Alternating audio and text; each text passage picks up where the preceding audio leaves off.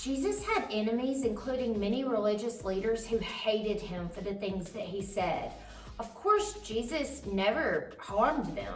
These religious leaders didn't believe Jesus was who he said he was, so they became really angry every time Jesus healed someone, forgave someone's sins, or said he was equal to God. These religious leaders didn't wonder, hey, is it possible that this Jesus guy says who he is, who he really says he is? Instead, they decided Jesus was a blasphemer and an enemy of God. Over time, it became clear that their anger at Jesus was turning into something much more dangerous, a hatred for him. Ultimately, they plotted to have Jesus murdered. Not every religious leader felt this way, though. As we just read in John chapter 3, verses 1 through 17, a Pharisee named Nicodemus decided to break the escalation of this anger cycle. One night, he approached Jesus to ask some really important questions. John 3:16 is a verse you may all have heard or be familiar with. It's well known for good reason. Some say that this verse tells us the best news about humanity that humanity has ever heard. But let's not miss the next verse, John 3:17.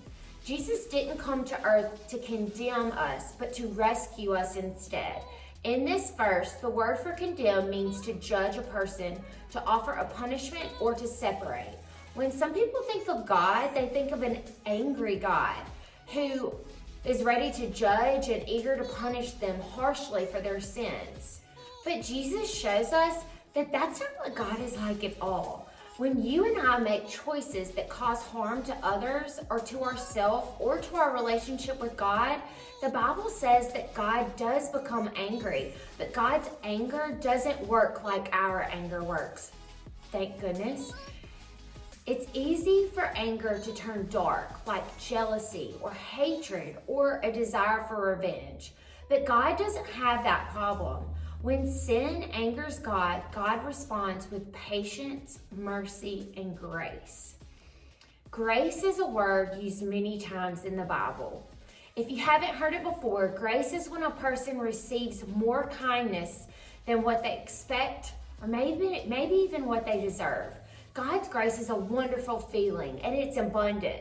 God will always have grace for you and for me.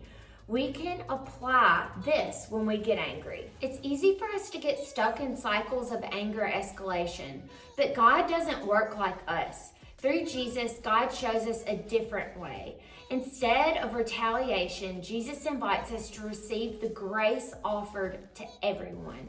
Then, once we receive it, pass it on to each other, even when we're angry. If you're experiencing the love, kindness, forgiveness, and grace of Jesus, you know how life-changing it is.